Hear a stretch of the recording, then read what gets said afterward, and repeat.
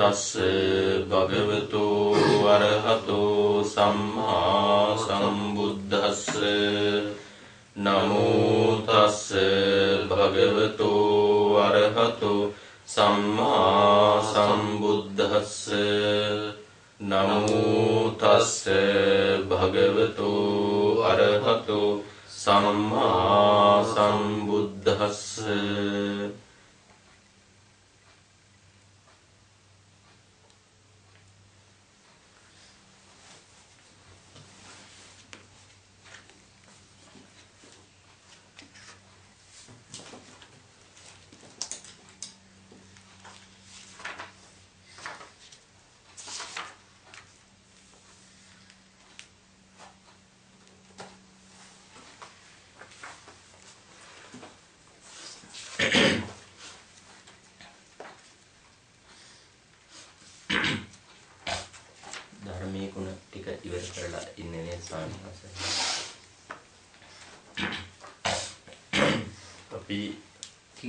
ස්වකහාතෝ එක කිව්වා මේ 159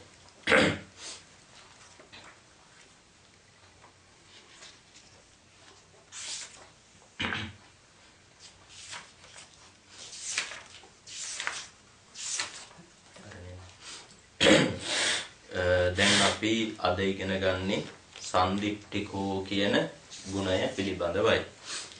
ඉස්සෙල්ලාම මම නිකන් කෙටියෙන් පොඩි පැහැදිලි කිරීමක් කරන්නම්. ඒ තමයි සන්දිට්ඨිකෝ කියන වචනේ හැදිලා තියෙන්නේ සන් කියන වචනයයි එකතු කිරීම දිට්ඨිකෝ කියන වචනයයි. ඒ තමයි සන්දිට්ඨිකෝ කියන හැදිලා තියෙන්නේ. සන් කියලා කියන්නේ තමන් විසින් කියන එකයි.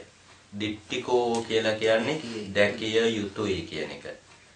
සන්දිට්ඨිකෝ කියන්නේ එතකොට තමන් විසින් දැකිය යුතුයි කියන එක. ඊළඟට දැනට ගොඩාක් වෙලාවට සන්දිට්ඨික කියන වචනේ ගොඩාක් අය භාවිතා කරන්නේ සිංහලෙත් තියෙනවා සන්දිට්ඨිකෝ කියලා වචනයක්. ඊළඟට ඒ කියන්නේ සන්දිට්ඨික කියන්නේ තමන් සාන්දෘෂ්ටික කියලා වචනයක්. ඒ සාන්දෘෂ්ටික කියන වචනේ තේරුම තමන් විසින් දැකිය යුතු ප්‍රතිඵල කියන එකම තමයි. නමුත් අර දැනට ඒ වචනය වැරදියට භාවිතා කරන්නේ මොකද ඒක පාලියෙන් සකස් වෙච්ච එක පාලි සම්භවයකින් සකස් වෙච්ච සිංහල වචනයක්. නමුත් ඒකේ අර්ථය වැරදියට භාවිතා කරන්නේ ගොඩක් වෙලාවට ඒක තමන් විසින් දැකිය යුතුයි කියලා මේ ජීවිතේම දැකිය යුතුයි නැත්නම් මේ ජීවිතේම අවබෝධ කරගත යුතුයි කියන තේරුම භාවිතා කරන්නේ.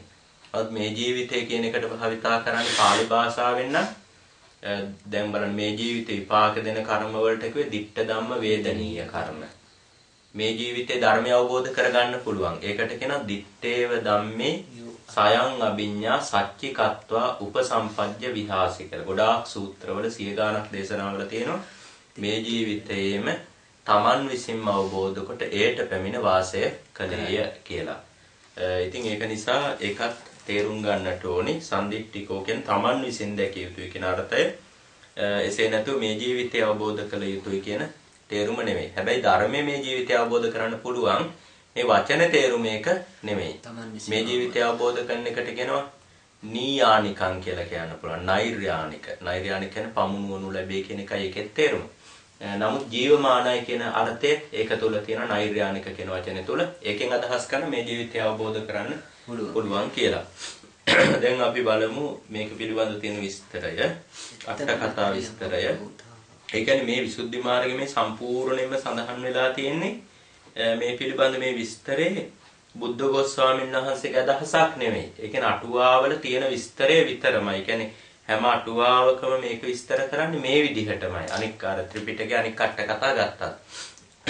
සන්දිට්ඨිකෝ එත්තපන ඒ කියන්නේ එත්ත කියන්නේ මෙහි සන්දිට්ඨිකෝපන සන්දිට්ඨික වනාහි නැත්නම් සන්දිට්ඨික කියන වචනේ තේරුම සන්දිට්ඨික කියන වචනය තුල අරියමග්ගෝතාව අත්තනෝ සංතානේ රාගාදීනං අභාව කරණේන සාමං දට්ඨබ්බෝතීති සන්දිට්ඨිකෝ. ඒ කියන්නේ මේ මෙහි ඒ කියන්නේ මේ සන්දිට්ඨිකෝ කියන ගුණය යටතේ කාරණා කීපයක් විස්තර කරනවා. එකක් තමයි ආර්ය මාර්ග ධර්මයේ සන්දිට්ඨික වෙන්නේ කොහොමද කියන කාරණාව. ආර්ය අෂ්ටාංගික මාර්ගය. ඊළඟට නවලෝකෝත්තර ධර්මයේ සන්දිට්ඨික වෙන්නේ කොහොමද කියන කාරණාව. ඉස්සෙල්ලාම ආර්ය මාර්ග ධර්මය සන්දිට්ඨික වෙන හැටි තමයි දක්වන්නේ. අරිය මග්ගෝතාව ඒ කියන්නේ ආර්ය මාර්ගය අත්තනෝ సంతානේ තමාගේ సంతානයෙහි නැත්නම් තමාගේ හිත තුල රාගාදීනං අභාවකරණේන ඒක රාගාදිය අභාවකරණේ නැති කරන නිසා සාමන්දට්ඨබ්බෝතිති තමන් විසින් දත යුතු බැවින් සන්දිට්ඨිකෝ සන්දිට්ඨිකය. ඒ කියන්නේ ආර්ය අෂ්ටාංගික මාර්ගය තමන්ගේ හිත තුල රාග දේශ මොහ ආදී කෙලෙස් අභාවයට නැත්නම් නැති කිරීමට පත් කරනවා. ඒ නැති කිරීමට පත්වීම තමන් විසින්ම අවබෝධ කරගන්න ඕනේ. ඒ නිසා ආර්ය ධර්මයට කියනවා සන්දිට්ඨිකයි කියලා. මොකද රාගාදී කෙලෙස් නැතිවීමේ මාර්ගය ගමන් කරනකොට රාගාදී කෙලෙස් නැති වෙනවා නම් යම් කෙනෙක් තුල ඒක තමන්ම අවබෝධ කරගන්න ඕනි කියන අර්ථයෙන් ආර්ය මාර්ගය සන්දිට්ඨිකෝ කියලා හඳුන්වනවා. යතාහ එම නිසා කීහ. ඒ කියන්නේ බුදුරජාණන් වහන්සේත් ඒ නිසා ඒක මේ විදිහට දේශනා කරලා තියෙනවා. ඒක තියෙන්නේ ඒක ඇත්තටම බලන්නම ඕනි සූත්‍ර දේශනාවක්. අපි ඒක වෙනම බලමු. ඒක තියෙන අංගුත්තර නිකායේ තික නිපාතේ තමයි තියෙන්නේ. ඒකට විශේෂිත නමක් නැහැ. සාමාන්‍යයෙන් නමක් යොදලා තියෙන එකට අඤ්‍යතර බ්‍රාහ්මණ සූත්‍රය කියලා. ඒක කියන මෙහෙම.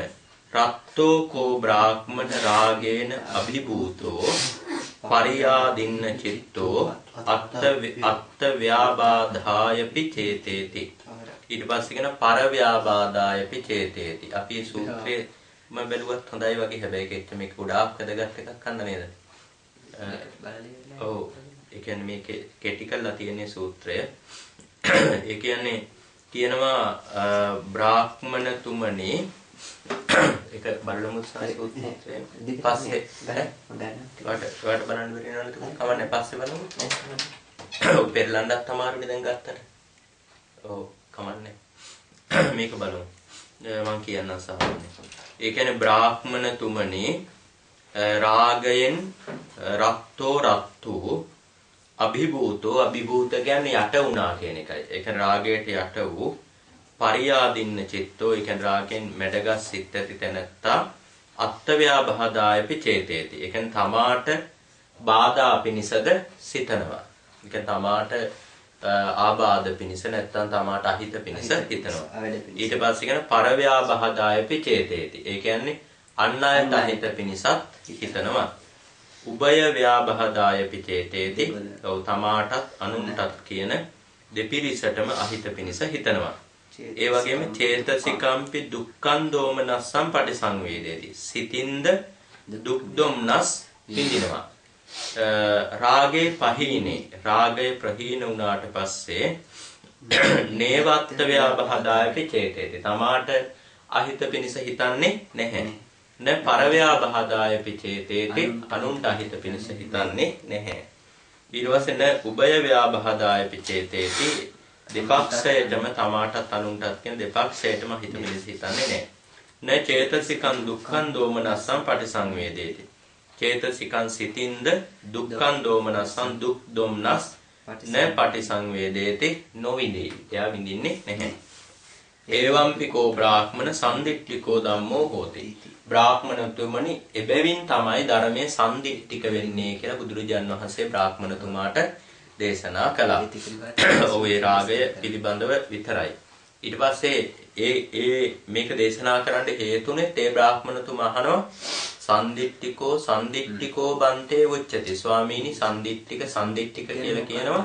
කිත්තාවතානුකෝ බන්තේ සන්දිට්ඨිකෝ හෝති. ස්වාමීනි කොපමණකින්ද සන්දිට්ඨික වෙන්නේ කියලා අහනවා. ඉතින් මේ බ්‍රාහ්මණතුමාට සන්දිට්ඨිකයි කියන වචනේ පැහැදිලි කරලා දෙන්න ඒක තමයි ඒ දේශනාව කරලා තියෙන්නේ. මේක කියන්නේ රාගය ගැන විතරයි. ඒ වගේම කියනවා දුට්ඨෝකෝ බ්‍රාහ්මණ දෝෂේ. බ්‍රාහ්මණතුනි දේශයෙන් දූෂිත වුණාට පස්සේ අර තමාට ආබාධ පිණිස හිතනවා, අන් අයට ආබාධ පිණිස හිතනවා, තමාටත් අනුන්ටත් දෙපිරිසටම ආබාධ පිණිස හිතනවා. මේ විස්තරය මේ විදිහටම කියනවා. ඊට පස්සේ කියනවා මූල් හෝකෝ ආවුසෝ මූල් හෝකෝ බ්‍රාහ්මණ මෝහේන අභිභූතෝ පරියාදින්න චිත්තෝ කියලා. ඒ කියන්නේ බ්‍රාහ්මණතුමනි මෝහයෙන් මුලා වුණාට පස්සේ තමාට අහිත පිණිස හිතනවා අනුන්ට අහිත පිණිස හිතනවා කියලා. ඒක තමන් විසින්ම දත යුතුයි. ඒ නිසා සන්දිට්ඨිකයි. ඔන්න ආර්ය මාර්ගයේ සන්දිට්ඨික වෙන හැටි තමයි ඒ ඡේදයෙන් කියලා දෙන්නේ. ඊළඟට කියනවා අපිච කියන්නේ තවද නව විද්ධෝපි ලෝකුත්තර ධම්මෝ. ඒ කියන්නේ නව විධ වූ ලෝකෝත්තර ධර්මය යේන අධිගතෝ හෝති. යේන කියන්නේ යමෙක් විසින්. ඔව් යමෙක් විසින් කියන එකයි. යමෙක් විසින් අධිගතෝ හෝති අවබෝධ කරන ලද්දේ වෙයි නම් කියන්නේ යම් කිසි කෙනෙක් නවලෝකෝත්තර ධර්මය අවබෝධ කළා නම් තේන ඒ තැනැත්තා විසින් පරසද්ධාය ගන්තබ්බං හිත්වා. පරසද්ධාය ගන්තබ්බං හිත්වා කියන්නේ පරසද්ධාවෙන් ගැනීම අතහැර. පරසද්ධාවෙන් ගන්තබ්බං ගැනීම හිත්වා අතහැර. ඒ කියන්නේ පරසද්ධාවෙන් ගැනීම කියලා කියන්නේ දැන් සෝහන් ආදී මාර්ගඵල ලබනකම්ම හැමෝම ධර්මය අරගෙන ඉන්නේ පරසද්ධාවෙන්. පරසද්ධාවෙන් කියන්නේ එක්ක බුදුරජාණන් වහන්සේ කෙරෙහි සද්ධාවෙන් තමයි ධර්මය තේරුම් අරගෙන තියෙන්නේ විශ්වාස කරන්නේ. එහෙම නැත්නම් උගන්වන ආචාර්යවරයෙක් කෙරෙහි තියෙන සද්ධාවෙන්, එක්ක ත්‍රිපිටකය කෙරෙහි තියෙන සද්ධාවෙන්. කොහොම හරි වෙන කෙනෙක් හෝ වෙන දෙයක් මුල් කරගෙන ඒ සද්ධාවෙන් තමයි එයා ධර්මය අරගෙන තියෙන්නේ. ඒ වුණාට ඒක තමන් පරසද්ධාවෙන් ගත් එකක් මිස අර තමන්ගෙම අවබෝධ කරගත් එකක් නෙමෙයි. අනේ පරසද්ධාවෙන් ගැනීම අතහැරලා පච්චවෙක්ඛන ඥානේන. ඒ කියන්නේ ප්‍රක්ෂේවේක්ෂා ඥානයෙන් සයන් දට්ටබ්බෝතීති තමාම දත යුතු බැවින් සම්දිට්ඨිකෝ සම්දිට්ඨිකය කියලා කියනවා. ඒ කියන්නේ ප්‍රත්‍යවේක්ෂා ඥානය කියලා කියන්නේ ප්‍රත්‍යවේක්ෂා ඥානය කියලා කියන්නේ මොකක්ද කියලාත් මම කියන්නම්.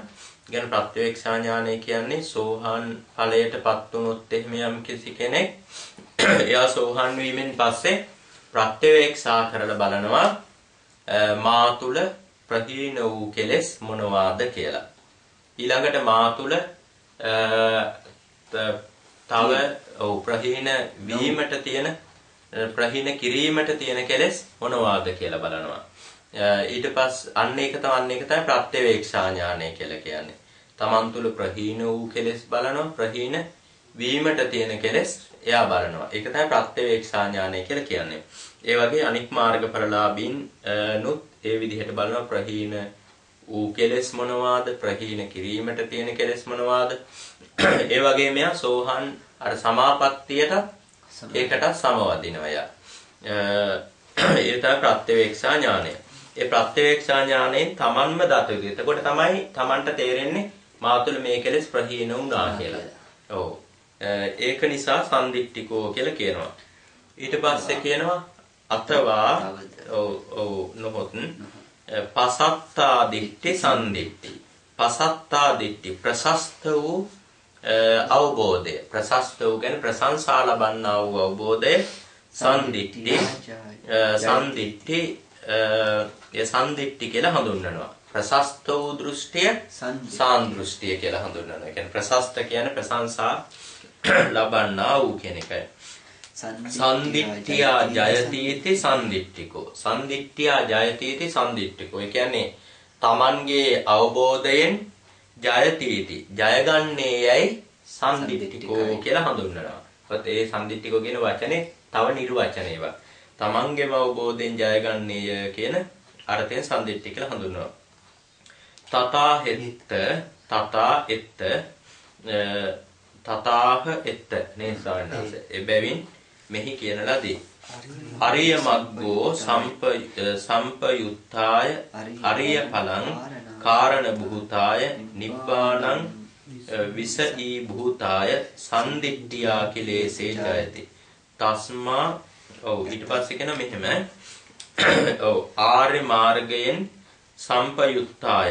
ඒ කියන්නේ යුක්ත වූ ආර්ය මාර්ග කියන්නේ ලෝකෝත්තර ආර්ය මාර්ගයෙන් යුක්ත වූ අරිය ඵලං කාරණ භූතාය. ඒ කියන්නේ ඔව් ආර්ය ඵලය කරවන බැවින්ද නිබ්බානං විසයේ බුතාය. ඒ කියන්නේ නිවනට නිර්වාණයට විසය වීම. විසය වන බැවින්ද සම්දිට්ඨිය. ඒ කියන්නේ තමාගේම දැකීමෙන් කිලේශේ ජයති. කෙලෙස් ජය ගනි. පොඩ්ඩක් ඒක මම තා පොඩ්ඩක් ඒක මේකෙනුත් කියන්නම්. ඔව්.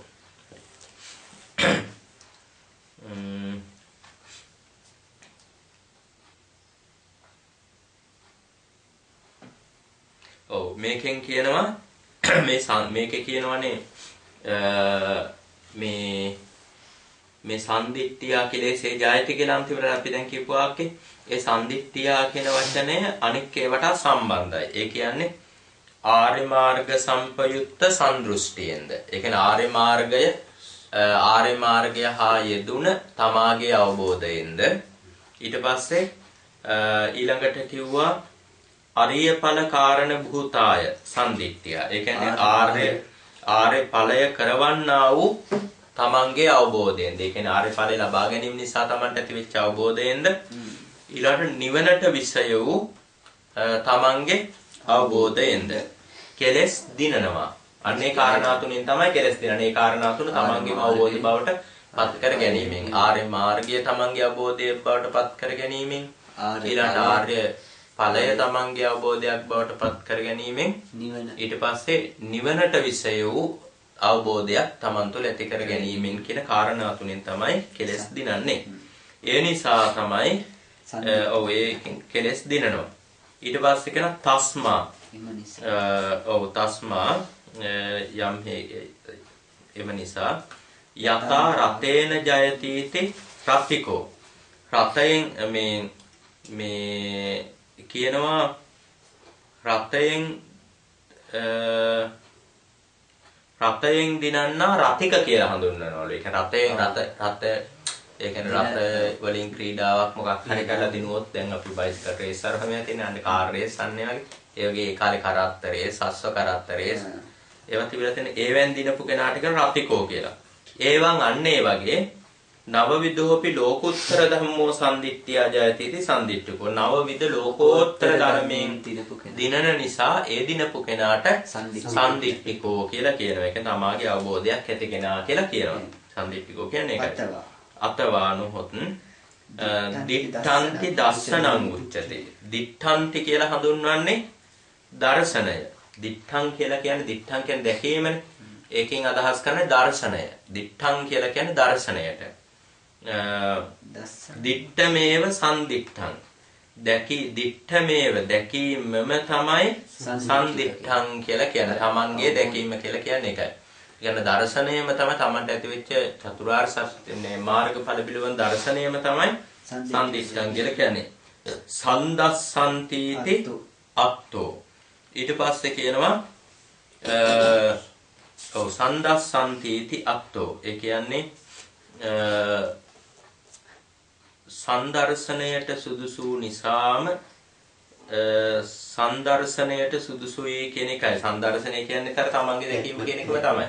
සන් කියන එකමනේ තමන්ගේ දර්ශනය දැකීම. තමන්ගේ දැකීමට සුදුසු නිසාම තමයි සම්දිට්ඨිකෝ කියලා කියන්නේ. සම්දිට්ඨිකං අරහතීති සම්දිට්ඨිකෝ. ඒ කියන්නේ තමාගේ දැකීමට සුදුසු වෙන නිසා සම්දිට්ඨිකය කියලා කියනවා. ඔව්. ඊට පස්සේ කියනවා ලෝකුත්තර ධම්මෝහි ලෝකෝත්තර ධර්මය වනාහි භාවනාභි සමය වශයෙන්. ඒ කියන්නේ භාවනා කිරීම වශයෙන් සත්‍ය කිරියාභි සමය වශයෙන් සාක්ෂාත් කරමින් අභිසමය කියන්නේ විශේෂ අවබෝධය කියන එකයි. ඒ සාක්ෂාත් කිරීමේ විශේෂ අවබෝධ වශයෙන්ද දිස්සමානෝ යේව. ඒ කියන්නේ දිස්සමානෝ යේව කියන්නේ දැකීමක් සමගම වට්ට භයං නිවත්තේති. ඒක සංසාර චක්‍ර බය නැති වෙනවා. තස්මා එම නිසා වත්තමරහතීති වත්තිකෝ.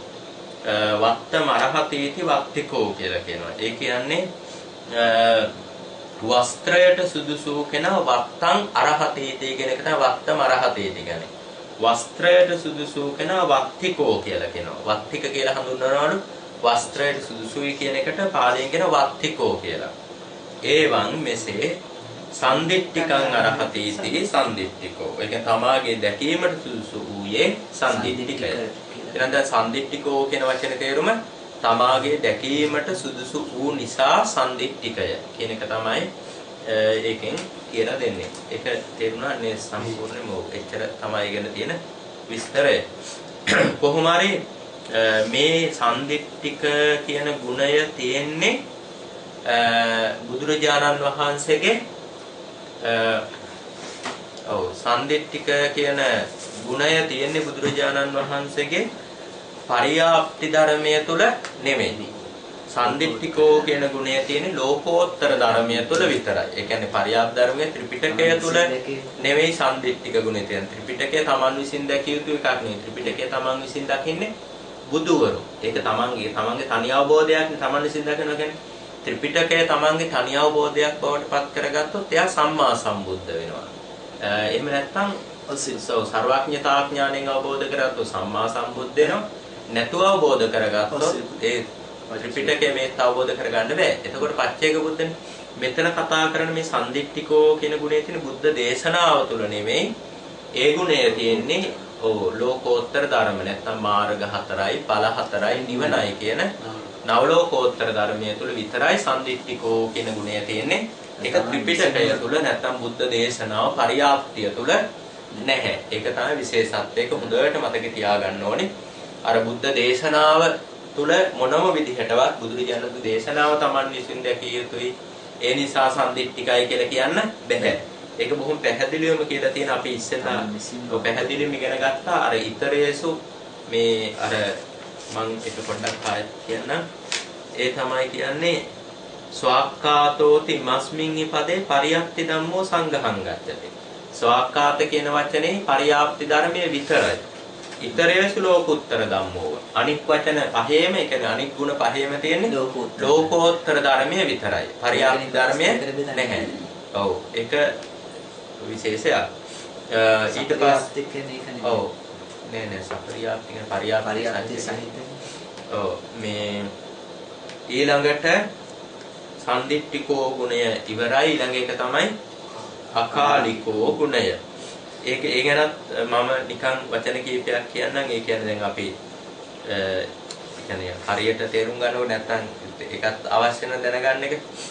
ඒ කියන්නේ අකාලිකෝ කියන වචනේ සාමාන්‍ය තේරුම තමයි අයන්නෙන් අදහස් කරන්නේ නැහැ කියන අර්ථය තමයි. අයන්නෙන් අදහස් කරන්නේ නැත කියන අර්ථය. ඒ කියන්නේ අයන්න භාවිතා කරන්නෙම ගොඩාක් වෙලාවට ඒ කියන්නේ නැහැ කියන අර්ථයට භාවිතා කරනවා. දැන් සැප නැහැ කියන්න තමයි අපාය කියලා කියන්නේ. ඊළඟට අනුත්තර කියලා කියන අනුත්තරෝ කියන්නේ උත්තර වූ කෙනෙක් නෑ උත්තරෝතීති අනුත්තරෝ කියලා කියන්නේ. නෑ උත්තරෝතීති අනුත්තර උතුම් වූ කෙනෙක් නොමැති බැවින් අනුත්තරය. නෑ උත්තරෝතීති අනුත්තරෝ. එහෙම තමයි ඒක වචන ඉර වචන කරලා තියෙන්නේ. අන්න ඒ වගේ අයන්න භාවිතා කරලා තියෙන්නේ නැත කියන අර්ථය පැහැදිලි කරන්න. ඒ නිසා දැන් න කාලිකෝ තීති අකාලිකෝ කියලා තමයි කියන්නේ. කාලයක් නැති නිසා තමයි අකාලික. දැන් කාලයක් නැහැ කියලා කිව්වහම සාමාන්‍යයෙන් අපිට එතකොට එකපාරටම අපිට හිතෙන්නේ දැන් අට කතාවෙන් බැලුවේ නැත්නම් ඕනිම කෙනෙකුට එකපාරටම හිතෙන්නේ එහෙනම් ධර්මය අවබෝධ කරගන්න කාලයක් නැහැ. ඒ කියන්නේ ඕනිම කාලයක ධර්මය අවබෝධ කරගන්න පුළුවන්. ඒ කියන්නේ අදත් පුළුවන්, හෙටත් පුළුවන්, හැමදාමත් පුළුවන්. ඕනිම කාලයක අවබෝධ කරගන්න පුළුවන් කියලා. නමුත් අර මේකේ වචනෙන් උඩින් පල්ලෙන් එහෙම බලලා තේරුම ගන්න යන්න හොඳ නැහැ. කියන ඕනෑම කාලයක අවබෝධ කළ යුතු කරන නිසා කාලිකයි කියන එක තමයි සමාජගත වෙලා තියෙන. ඒ කියන්නේ අද ඉඳන් නෙමෙයි 800 ගණන් වල වගේ ඉඳන් සමාජගත වෙලා තියෙන්නේ. ඒ අර්ථය තමයි ධර්මයේ අකාලිකෝ කියන ගුණය පිළිබඳ. ඒක අලුත් අර්ථයක් නෙවෙයි, ගොඩාක් පැරණි අර්ථ විවරණයක් එක. එහෙම තමයි අර්ථගත වෙලා තියෙන්නේ ගොඩාක්ම. නමුත් මේකෙන් ඒ කියන්නේ ඕනිම කාලයක නමුත් ධර්මය අවබෝධ කරගන්න බෑ. ඒ කියන්නේ බුද්ධෝත්පාද කාලයේ වටින්නේ කියන්නේ සන සම්පත්තිය බුද්ධෝත්පාදය කියලා වචන භාවිතා කරන්නේ අපි. ධර්මය අවබෝධ කරගන්න පුළුවන් බුද්ධෝත්පාද කාලේ විතරයි කියන එක කියන්නනේ. ඉතින් දැන් අපි බලමු දැන් තේරුම. අත්තනෝ පලදානං සන්ධාය නාස්ස කාලෝති අකාලෝ. ඒ කියන්නේ අත්තනෝ පලදානං සන්ධාය. ඒ කියන්නේ තමාගේ ඵලය දානය කිරීමට නැත්නම් තමාගේ ඵලය ලබා දීමට නාස්ස කාලෝතිති කාලයක් නැති බැවින් අකාලිකෝ අකාලිකය. ඒ කියන්නේ යම් කිසි දෙයක තමන්ගේ ඵලය ලබා දීමට කාලයක් ගතවන්නේ නැත්නම් ඒකට තමයි අකාලිකෝ කියලා කියන්නේ. තේරුණාද? ඒ කියන්නේ දැන් ගහක් හිටෙව්වට පස්සේ ඒකේ ගෙඩි හැදෙන්න කාලයක් ගත වෙනවනේ. එතකොට ඒක නෙවෙයි ඒක අකාලික නැහැ. ඒක කාලිකයි. කාලිකයි කියන්නේ ඒකට අවුරුදු ගාණක්, මාස ගාණක්, සති ගාණක් ගත වෙනවා. නමුත් තමන්ගේ ඵලය දැන් හිටවනකොටම තප්පරයක්වත් ඇදදු ගෙඩි හැදෙනවා නම් අන්න ඒක අකාලිකයි. අන්න ඒක ඔව් හිටවනකොටම ගෙඩිත් හැදෙනවා ඔක්කොම ඒක අකාලිකයි. ඒක තමයි මේ අකාලික කියන වචනේ තේරුම ඇත්තටම. තමන්ගේ ඵලය, තමන්ගේ ප්‍රතිඵලය ලැබෙන්න කාලයක් ගත නොවන බැවින් තමයි අකාලිකෝ කියලා කියන්නේ. ඔව්. අකාලෝයේව අකාලිකෝ. ඒ කියන්නේ අකාලයම අකාලික. ඒ කියන්නේ කාලයක් නැති බවම තමයි අකාලෝයේව අකාලිකෝ කියන්නේ කාලයක් නැති බවම අකාලිකයි. න පංචාහ සත්තහාදි වේදං කාලං කේපෙත්වා ඵලං දේති. තවත් විදිහකින් කියනවා න පංචාහ සත්තාහාදී වේදං. ඒ කියන්නේ දින 5ක් දින 7ක් ආදී කාලයක් ගත වෙලා හිටන් ඵලය දෙන්නේ නැහැ. ඒවා ඉක්මවා ගිහිල්ලා ඵලය ලබා දෙන්නේ නැහැ. දින ගණන් ගත වෙලා ඵලය ලැබෙන්නේ නැහැ කියන එක තේරුම තියෙනවා. අත්තනෝපන පවත්ති සන්තර මේව ඵලදෝති බුත්තං. ඒ කියන්නේ තමන් අත්තනෝපන තමන්ගේ වනාහි පවත්ති සන්තර මේව තමන්ගේ පැවතීමට සමාන්තරවම. ඒ කියන්නේ යමක් පවතිනවා නම් ඒක තුල අතරක් නැතුව ඊළඟටම ඵලදෝති කියන එක ඵලය දෙන්නේ යයි කියන අර්ථය තමයි තියෙන්නේ. ඒ අර්ථය තමයි උත්තං හෝති කියන ලදී. ඊට පස්සේ කියනවා අතවානොහොත් අත්තනෝ පලදානේ පකට්ඨෝ කාලෝ පත්තෝ අස්සෝති අකාලිකෝ. ඔව් ඊට පස්සේ මේකේ තව මේ විසුද්ධි මාර්ගය වලදී මේකේ තව හරි අත්තනෝ පලදානේ තමන්ගේ ඵලය ලබා දීමේ පකට්ඨෝ කියන්නේ ප්‍රකට කරවන බැවින් නේසංශ කාලෝ පත්තෝ අස්සෝති කාලේ පැමිණීමක් ඇතයි කාලේ පැමිණීමක් ඇති බැවින් කාලිකෝ ඒක කාලය කියලා හඳුන්වනවා. ඒ කියන්නේ ඒක තමාගේ ඵලය දීමට ප්‍රකට කරවන කාලයක් ඇති බැවින් කාලයක් තියෙන යමකට ඒකට කියනවා කාලික. අකාලික නෙවෙයි කාලික කියලා කියනවා. ඒ තමාගේ ඵලය දෙන්න ප්‍රකට කරන්න පුළුවන් තප්පර වලින් විනාඩි වලින් කොහොම හරි ප්‍රකට කරන්න පුළුවන් යම් කාලයක් හැමකට තියෙන ඒකට කියනවා කාලිකෝ කියලා. කෝසෝ ඒ මොනවාද? ඒ කියන්නේ කාලික දේවල් මොනවාද කියලා ප්‍රශ්නයක් අහනවා. ලෝකියෝ කුසල ධම්මෝ. ඒ දේවල් තමයි ලෞකික වූ කුසල ධර්ම තමයි ඒ දේවල්. ඒ කියන්නේ ලෞකික කුසල ධර්ම කුසල කුවට කුසල විතරක්මත් නෙවෙයි අකුසලත් අතුලත් වෙන. කුසල අකුසල දෙක තමයි ඒක. අයම් පන මේ වනාහි සමාන්තර පලත්තාන කාලිකෝති අකාලිකෝ. ඔව් මේ ඒ කියන්නේ නමුත් මේ ලෝකෝත්තර ධර්ම ගත්තහම අර සමාන්තරවම ඒක නෑ ලෝකෝත්තර ධර්මයේ සමාන්තරවම ඵලය ලබා දෙනවා. න කාලිකෝ කාලයක් ඒක තුල නැහැ. ඒ නිසා තමයි අකාලික කියලා කියන්නේ. ඉදම් මග්ගමේව සන්දහය උත්තමය මාර්ගය නිසාම කියන ලදී. ඒක ලෝකෝත්තර මාර්ග සම්බන්ධව විතරයි මේක කියන්නේ. ඒ ලෝකෝත්තර මාර්ගයට අනුතුරුවම ලෝකෝත්තර ඵලය ලැබෙනවා කියන අර්ථය තමයි තියෙන්නේ. ඊළඟට